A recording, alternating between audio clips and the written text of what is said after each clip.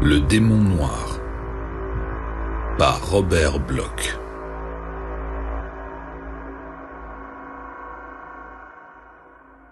Jamais encore la véritable histoire de la mort d'Edgar Gordon n'a été couchée sur le papier. À vrai dire, personne d'autre que moi ne sait qu'il est mort. Car les gens ont peu à peu oublié ce génie sombre et étrange dont les récits furent jadis si populaires parmi les amateurs de fantastique du monde entier. Peut-être est-ce son œuvre tardive qui a fini par aliéner le public. Les allusions cauchemardesques et les fantaisies extravagantes de ses derniers livres. Beaucoup qualifièrent ces volumes au style outrancier d'œuvres d'un fou, et même ses correspondants refusèrent de commenter certains textes inédits qu'il leur envoyait.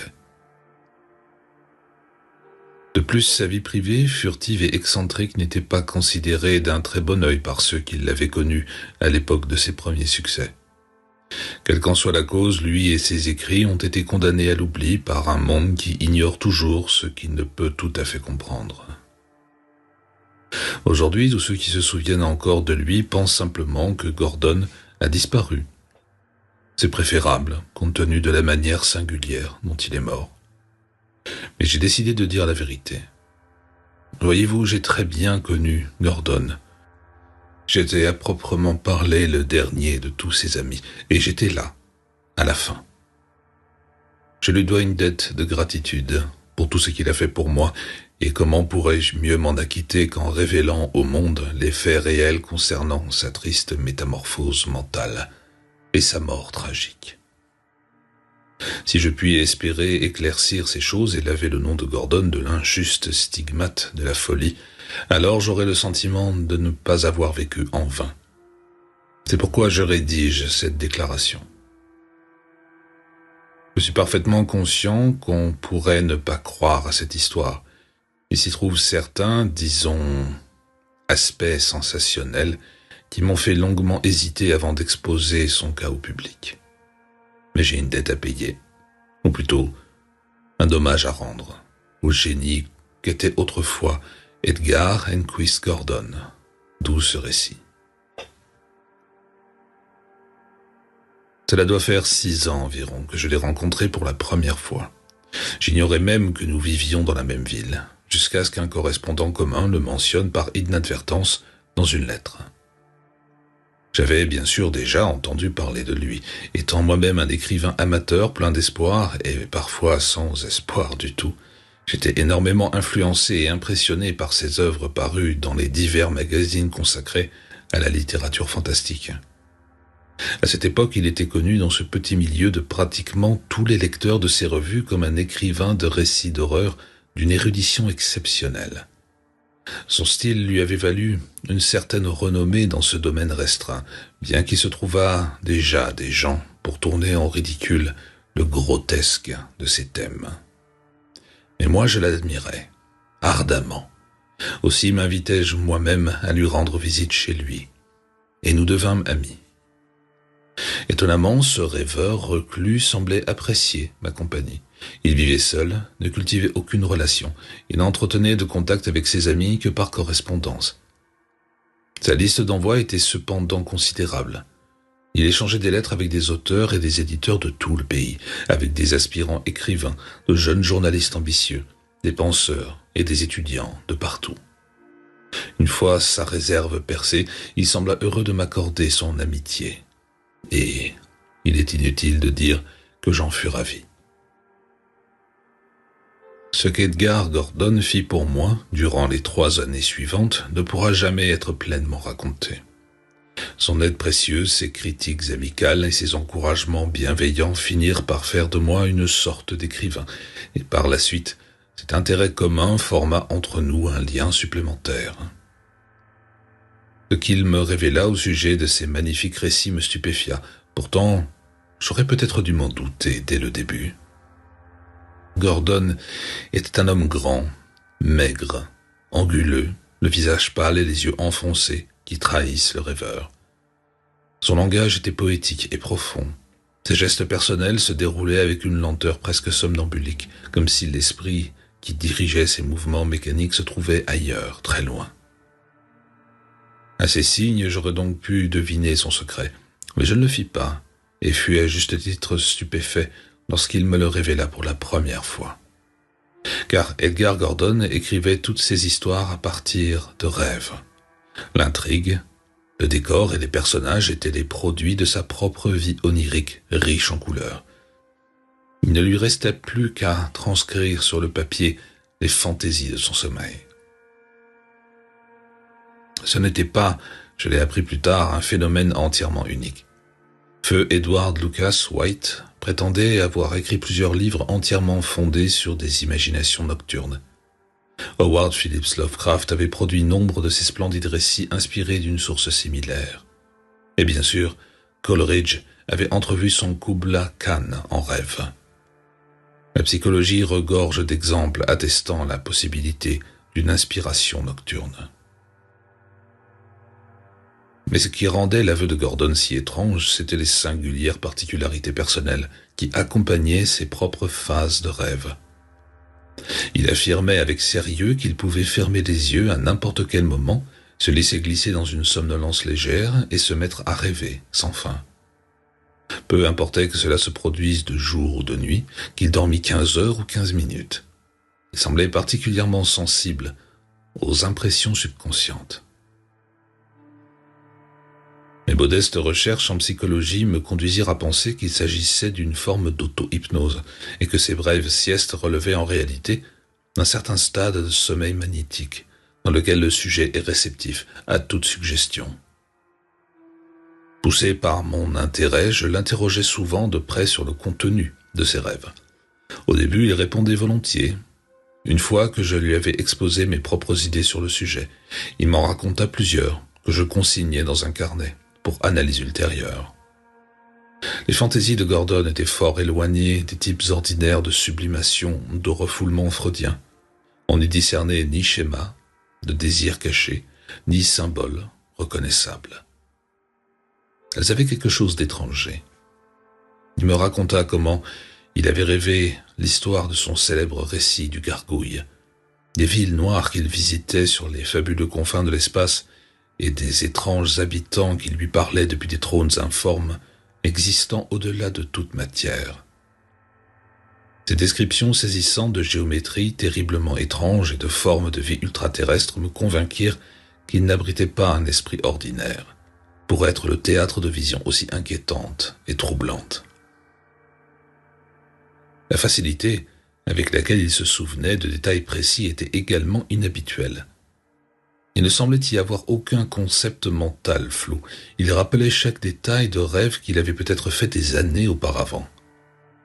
De temps à autre, il passait rapidement sur certaines parties de ces descriptions sous prétexte qu'il ne serait pas possible de rendre ces choses intelligibles par la parole.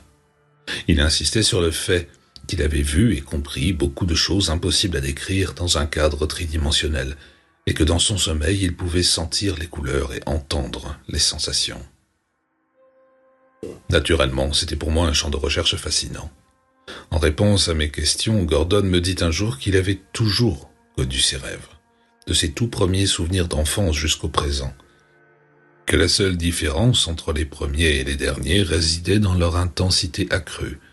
Il prétendait maintenant ressentir ses impressions bien plus fortement. Le cadre de ses rêves était curieusement fixe.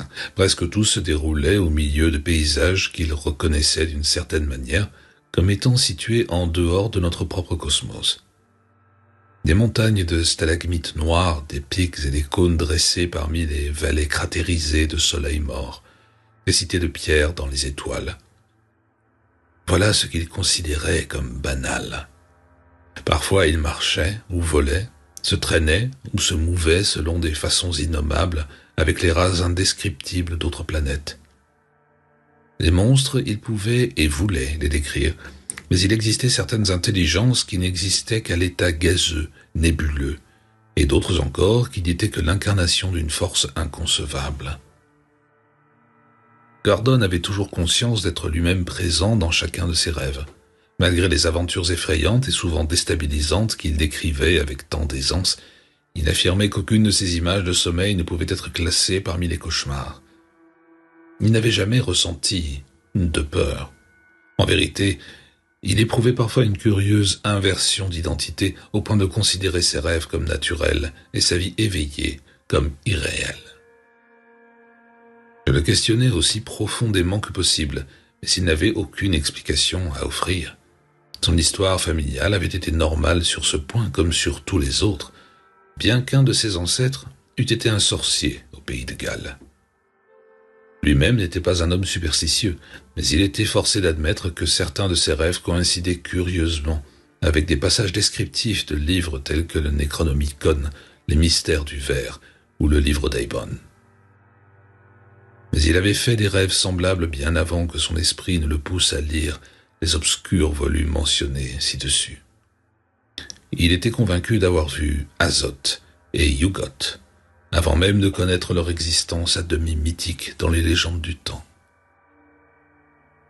Il était capable de décrire Nyarlathotep et Yog-Sothoth d'après ce qu'il prétendait être un contact onirique réel avec ces entités allégoriques. J'étais profondément impressionné par ces affirmations et finis par admettre que je n'avais aucune explication logique à proposer. Il prenait lui-même la chose si au sérieux que je n'essayais jamais de le railler, ni de le détourner par moquerie de ses idées.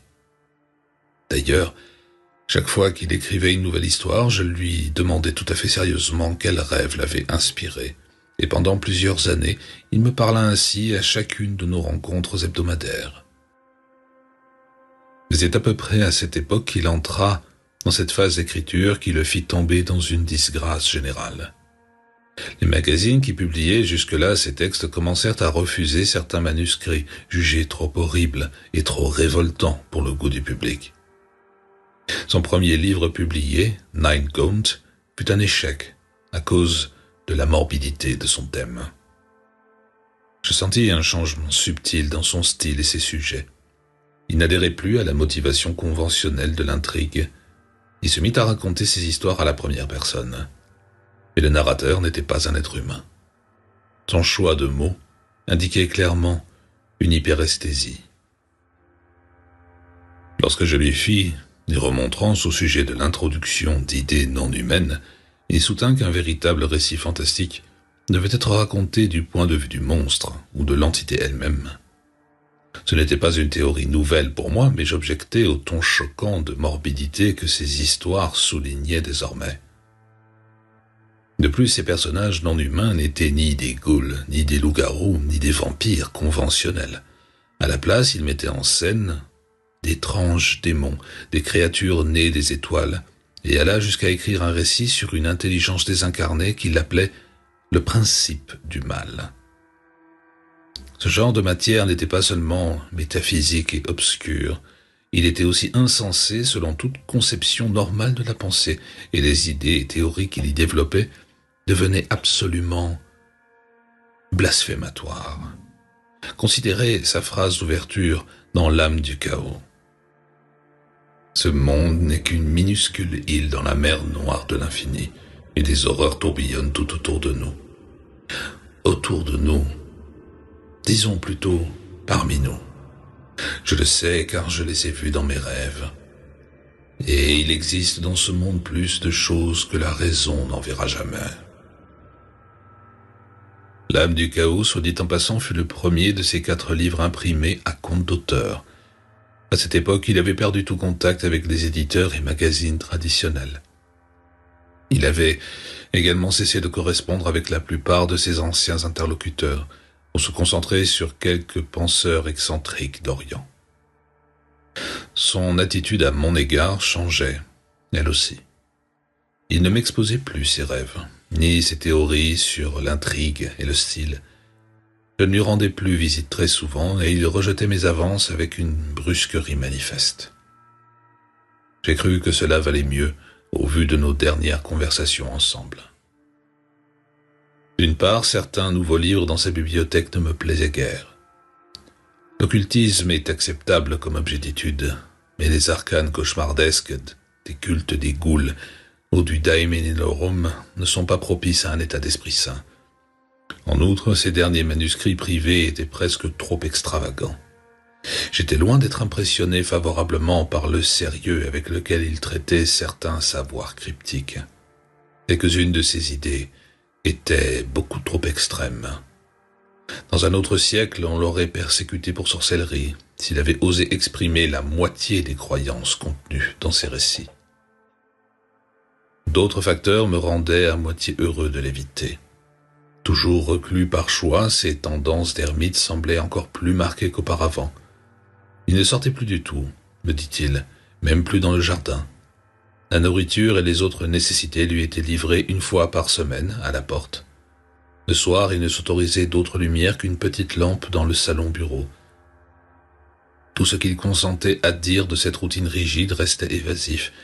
Il affirmait passer tout son temps à dormir et écrire. Il était plus maigre, plus pâle, et se mouvait avec une rêverie mystique encore plus accentuée qu'avant. Je pensais à la drogue. Il avait l'air d'un toxicomane typique. Mais ses yeux n'avaient pas l'éclat fiévreux caractéristique du mangeur de hashish, et l'opium n'avait pas ravagé sa constitution. Puis, je soupçonnais la folie.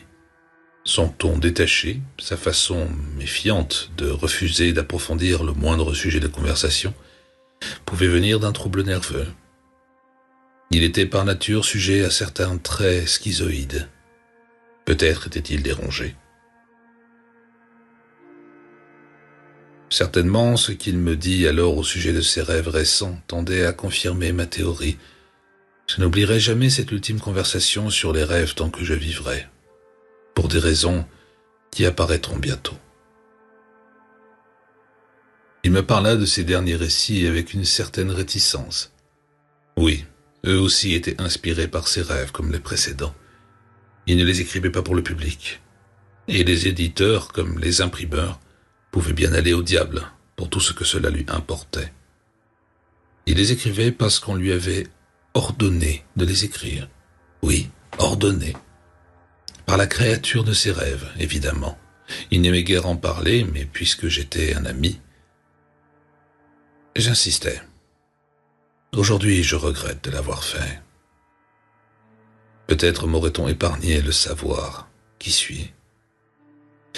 Edgar Henquist Gordon, assis là, dans la froide clarté lunaire, assis près de la large fenêtre, des yeux aussi pâles et aussi intensément luisants que cette lumière de lune lépreuse est redoutable. Je sais maintenant ce qu'il en est de mes rêves. J'ai été choisi depuis le commencement pour être le Messie, le messager de sa parole. Non, je ne verse pas dans la religion. Je ne parle pas d'un Dieu au sens ordinaire du terme, ce mot dont les hommes se servent pour désigner n'importe quelle puissance qu'ils ne comprennent pas. Je parle du ténébreux. Tu as lu ce qu'on dit de lui dans ces livres que je t'ai montrés. On l'appelle le démon messager. Mais tout cela est allégorique. Il n'est pas le mal parce que le mal n'existe pas. Il est simplement étranger, et je dois être son messager sur terre. Ne t'agite pas ainsi, je ne suis pas fou. Tu as déjà entendu parler de tout cela, comment les peuples anciens vénéraient des forces qui s'étaient jadis manifestées physiquement sur la terre, comme le ténébreux qui m'a choisi. Les légendes sont absurdes, bien sûr. Ce n'est pas un destructeur, seulement une intelligence supérieure qui cherche à établir un rapport mental avec les esprits humains, afin de permettre à certains échanges entre l'humanité et ceux d'au-delà. Il me parle dans mes rêves. Il m'a dit d'écrire mes livres et de les distribuer à ceux qui savent. Lorsque le moment sera venu, nous nous rassemblerons et nous dévoilerons quelques-uns des secrets du cosmos que les hommes n'ont fait qu'entrevoir, ou même peut-être à pressentir en rêve. Voilà pourquoi j'ai toujours rêvé. J'ai été choisi pour apprendre. Voilà pourquoi mes rêves m'ont montré de telles choses. Yugot et tout le reste. À présent, on me prépare à mon apostolat. Je ne peux pas t'en dire beaucoup plus. Il faut que j'écrive et que je dorme énormément ces temps-ci, afin d'apprendre plus vite. Qui est le ténébreux? Je ne peux rien te dire de plus. J'imagine que tu me crois déjà fou. Eh bien, beaucoup partageraient ton opinion, mais je ne le suis pas. C'est vrai. Tu te souviens de tout ce que je t'ai raconté sur mes rêves, de leur intensité croissante? Bien. Il y a plusieurs mois, j'ai eu des séquences différentes. J'étais dans le noir, non pas dans l'obscurité ordinaire que tu connais, mais les ténèbres absolues, au-delà de l'espace. On ne peut pas les décrire selon des concepts tridimensionnels ni des schémas de pensée. Les ténèbres ont un son et un rythme semblable à une respiration, parce qu'elles sont vivantes. Je n'étais là qu'un esprit sans corps lorsque je l'ai vu. Il est sorti des ténèbres et a communiqué avec moi, pas avec des mots. Je remercie le ciel que mes rêves antérieurs m'aient peu à peu endurci contre l'horreur visuelle. Autrement, je n'aurais jamais pu supporter sa vue. Tu comprends, il ne ressemble pas aux humains, et la forme qu'il a choisi de porter est assez épouvantable. Mais lorsqu'on comprend, on se rend compte que cette forme est aussi allégorique que les légendes que des hommes ignorants ont inventées sur lui et sur les autres. Il ressemble un peu à une conception médiévale du démon Asmodée, entièrement noir et couvert de poils, avec un groin de porc, les yeux verts et les griffes ainsi que les crocs d'une bête sauvage. Je n'ai pas eu peur après qu'il eut communiqué avec moi. Tu vois, il porte cette apparence seulement parce que les gens stupides d'autrefois croyaient qu'il ressemblait à cela. Les croyances collectives exercent une influence curieuse sur les forces intangibles. Tu comprends? Et les hommes tenant ces forces pour mauvaises les ont contraintes à prendre l'aspect du mal.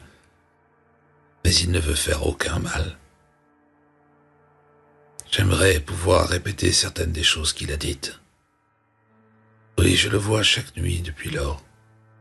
Et j'ai promis de ne rien révéler avant que le jour soit prêt. Maintenant que je comprends, je ne m'intéresse plus à écrire pour le troupeau. Je crains que l'humanité ne signifie plus rien pour moi, depuis que j'ai appris quelles étapes se trouvent au-delà et comment les atteindre. Tu peux partir et rire de moi tant que tu voudras. Tout ce que je peux dire, c'est que rien dans mes livres n'a été exagéré le moins du monde et qu'ils ne contiennent que des aperçus infinitésimaux, des révélations ultimes qui rôdent au-delà de la conscience humaine. Mais lorsque viendra le jour qu'il a fixé, alors le monde entier apprendra la vérité. Jusque-là, tu ferais mieux de te tenir éloigné de moi. Je ne peux pas être dérangé, et chaque soir, les impressions deviennent de plus en plus fortes. Il m'arrive de dormir 18 heures par jour, maintenant, tant il y a de choses qu'il veut me dire, tant de choses à apprendre en préparation. Et lorsque le jour viendra, je serai la divinité incarnée. Il me l'a promis, d'une façon ou d'une autre. Je deviendrai incarné avec lui. Telle fut en substance la teneur de son monologue. Je partis peu après. Il n'y avait rien que je puisse dire ou faire, mais plus tard je réfléchis beaucoup à ce qu'il m'avait raconté. Le pauvre homme était perdu, c'était évident. Et il était clair qu'un mois supplémentaire, tout au plus, le conduirait au point de rupture. J'en éprouvais un sincère chagrin et une profonde inquiétude devant cette tragédie. Après tout, il avait été mon ami et mon mentor durant de nombreuses années, et il était un génie. C'est vraiment trop triste. Pourtant, son histoire avait quelque chose d'étrange et de troublant dans sa cohérence. Elle s'accordait parfaitement avec tous ses récits antérieurs sur sa vie onirique, et le cadre légendaire était authentique, du moins si l'on en croit le Necronomicon.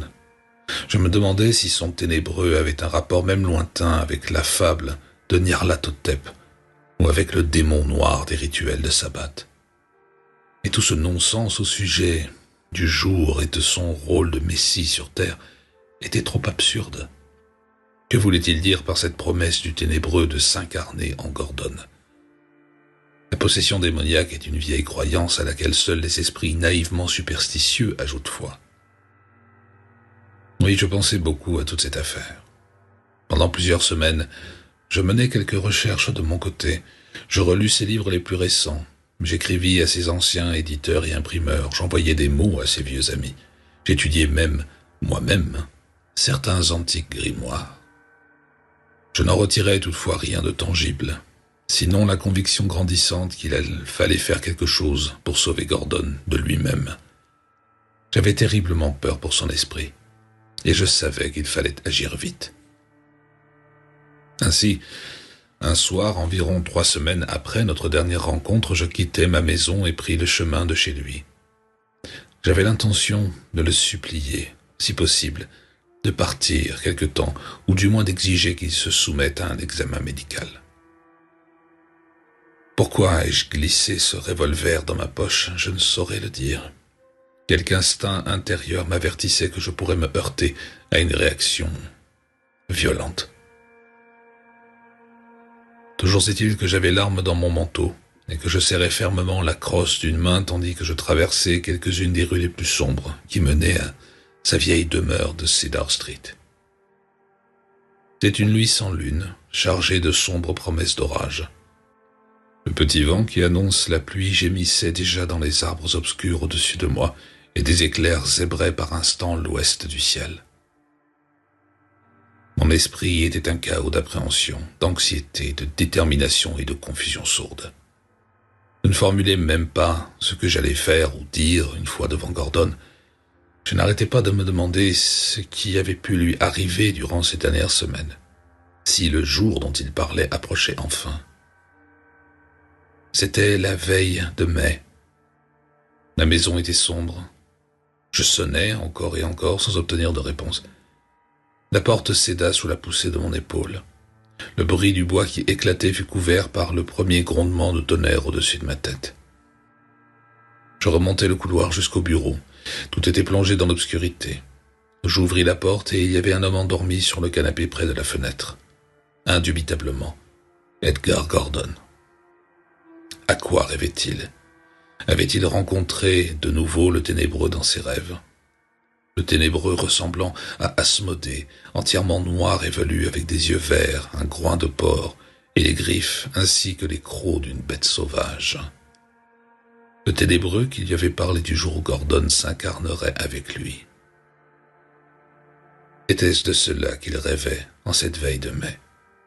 Edgar Henquist Gordon, dormant d'un étrange sommeil sur le canapé près de la fenêtre. Je tendis la main vers l'interrupteur, mais un éclair soudain me devança. Il ne dura qu'une seconde, mais fut assez brillant pour illuminer toute la pièce. Je vis les murs, les meubles, les terribles manuscrits griffonnés sur la table. Puis, je tirai 3 coups de revolver avant que la dernière lueur ne s'éteigne. Il y eut un seul cri, heureusement couvert par un nouvel éclat de tonnerre. Je criai moi aussi. Je n'allumai jamais la lumière, mais je ramassai seulement les papiers sur la table avant de m'enfuir sous la pluie. Sur le chemin du retour, la pluie se mêlait aux larmes sur mon visage, et chaque nouveau roulement de tonnerre faisait écho à mes sanglots de terreur mortelle. Je ne pouvais pas supporter les éclairs. Pourtant, je me cachais les yeux tout en courant à l'aveugle vers la sécurité de mes propres pièces. Là, je brûlais les papiers que j'avais emportés sans même les lire. Je n'en avais pas besoin, car il n'y avait plus rien à apprendre. Cela remonte à plusieurs semaines. Quand on finit par entrer dans la maison de Gordon, on n'y trouva aucun corps, seulement un costume vide qui semblait avoir été négligemment jeté sur le canapé.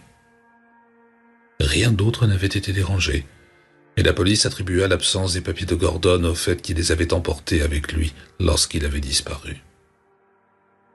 Je suis très heureux qu'on n'ait rien découvert d'autre, et je me satisferais volontiers de garder le silence, n'était le fait que Gordon passe pour un fou.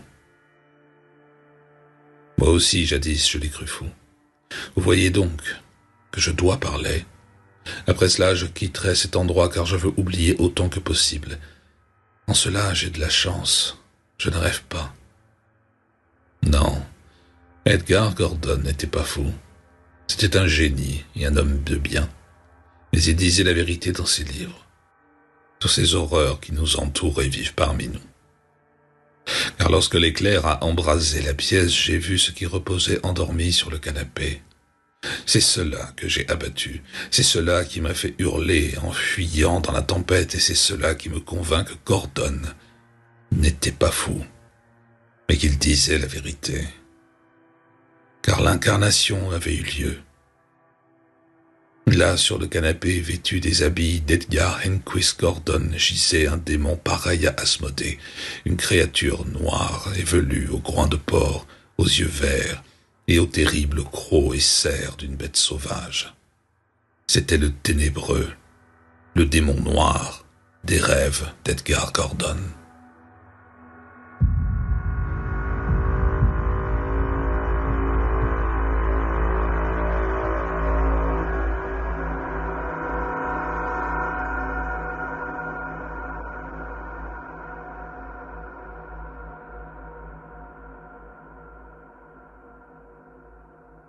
Finally you play IT. Conan is amazing. Lure. We go. We go? We done. What's this? Thank you, Moose, for the 46 months of support. You blackjack and goes from a bunny. Condemned to death and exile for crimes including incorrectly handling of cocks. Like cocks? Like penises? Like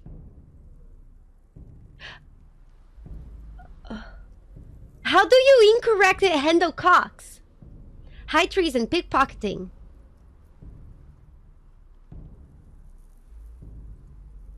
Who removed this body, leaving your dad from this cross, will be flayed alive, along with all the members of their family. What can I edit this for?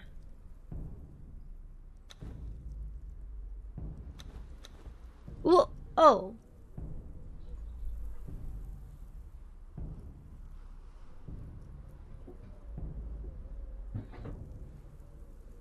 Okay. I have a cock here.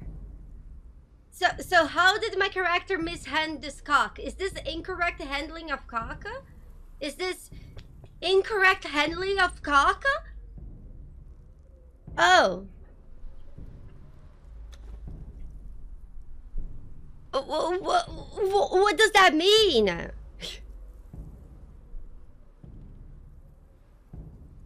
Gosh. Oh. Okay, do I just put my name there?